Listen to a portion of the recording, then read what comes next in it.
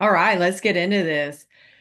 So, you're probably looking for ways to improve your horse's athleticism and have made your way to ground poles. But let's face it, it's often the laborious process of setting up ground poles on risers that prohibits most of us from being more consistent with using these exercises in our weekly training. In this video, I'm gonna go over my favorite exercises that are efficient, they're easy to set up, and they're kind of the most bang for your buck. And I'll talk about what you're accomplishing with each exercise. But wanted to make a quick video because I had a listener question come in on if somebody only has 4 or 8 riser blocks to elevate the poles, does that detract from what they're able to get done? And my answer was a huge no. In fact, most of the time I'm setting up ground pole exercises, they are routines that require only 4 to 8 riser blocks. So you definitely don't need more than that. And let's walk through the best exercises to use. Now, most of these exercises are from my book, 55 Corrective Exercises for Horses. So that's what these exercise numbers are referenced. But anyway, exercise 13 in that book, or as you can see here in the photo, if you don't have the book, I call it snake over poles. Basically, you're riding a really tight serpentine back and forth over a raised pole. And you can see with this horse here, I'm staying really close to the pole. So with your serpentine loops, you don't want to wander far off the pole because that changes the result. And on that subject, what you're getting done with this exercise, mostly we just do this one in the walk, and you can do it in hand as well as ridden, like I'm showing in this photo. What this exercise really, really helps is what I call side to side balance or symmetry in the horse's body. But basically, as a quadruped, helping them utilize both sides of their body more equally. And as we know, a lot of times there's side dominance that we're having to kind of help alleviate for horses. It also helps with core stability and improving the muscles and control of adduction, limb adduction, stepping out away from the body.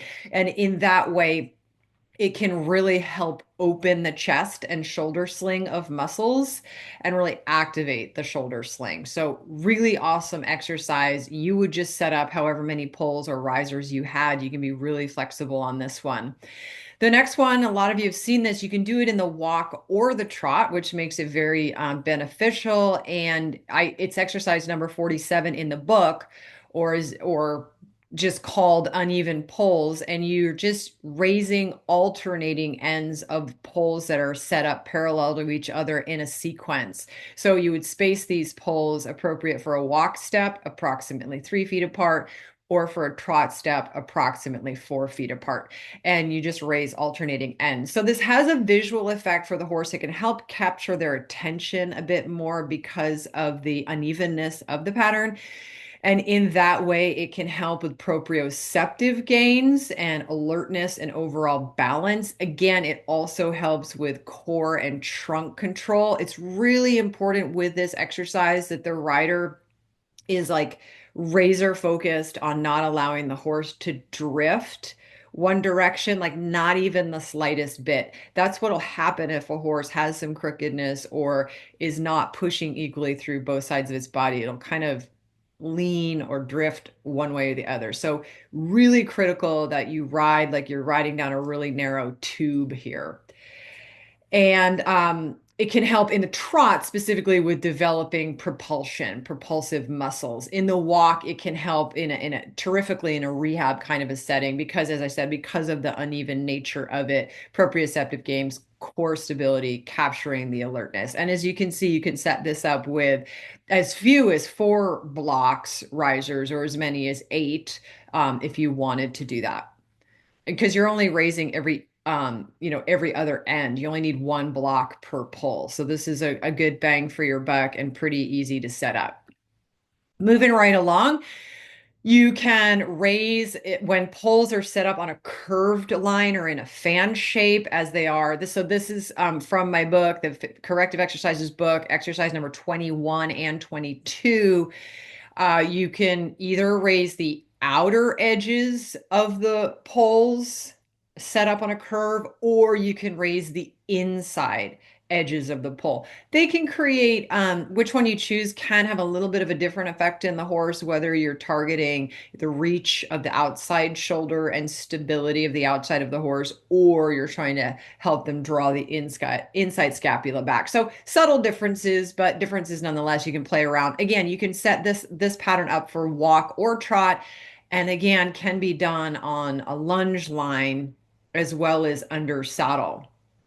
And similar to the exercise we saw before, what you're improving here is trunk and core stability. Trotting poles in general do activate the deep back muscles. So a wonderful prehab as well as gymnastic exercise to help keep the back functioning healthily. Obviously, limb flexion is a big one with raised poles, a big benefit that we get. But really, for me, it's the core stability and balance that ground poles can help develop so that the locomotive muscles can put out more power without disrupting the horse's postural balance. Moving right along, you can set up a box. Now, a lot of you have seen on my YouTube channel a box variation so many different ways. I've got just a few here, but the great thing about a box is you only need 4 poles, and you can choose whether you raise all the corners up or not. You could just raise one corner up if you just have one block kicking around your place, or you could raise 2 corners up. But this is a really flexible pattern from a setting it up standpoint, also from how you perform it. So I've got some variations on the screen here in terms of riding something that looks like a clover leaf through the box, or you can just ride straight across the box. You can be creative how you zigzag through this box and use it. And again, you can use this with young horses in an in-hand setting, in a walk or slow jog.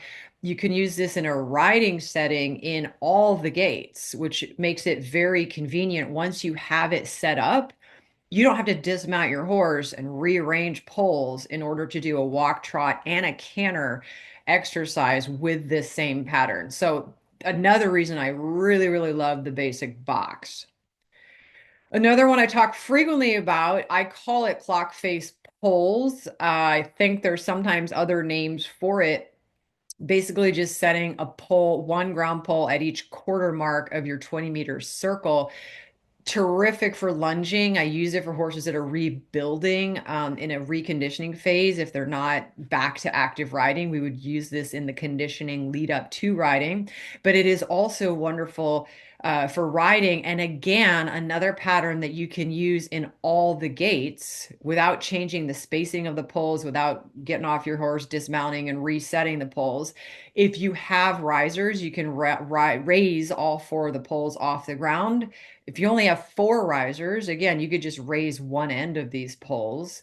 If you only have 2 risers, you can just raise 2 of the poles. So again, lots of flexibility with this pattern. It's tremendously useful. And again, you can do it in all the gaits. So a lot of bang for your buck with this pattern, and relatively simple to set up given that it's just 4 poles. So these are my top go-to exercises because they're so beneficial.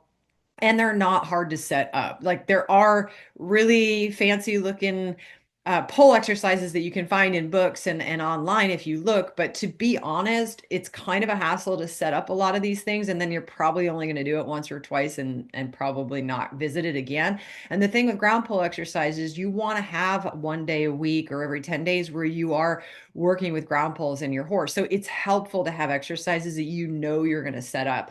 And if you only have a few risers, as I've shown you in this video, that does not preclude you from setting them up. If you don't have risers, definitely head over to my online store. You can pick up a pair there, jackballou.com/store. I sell the risers there. Happy to ship, free shipping within the US.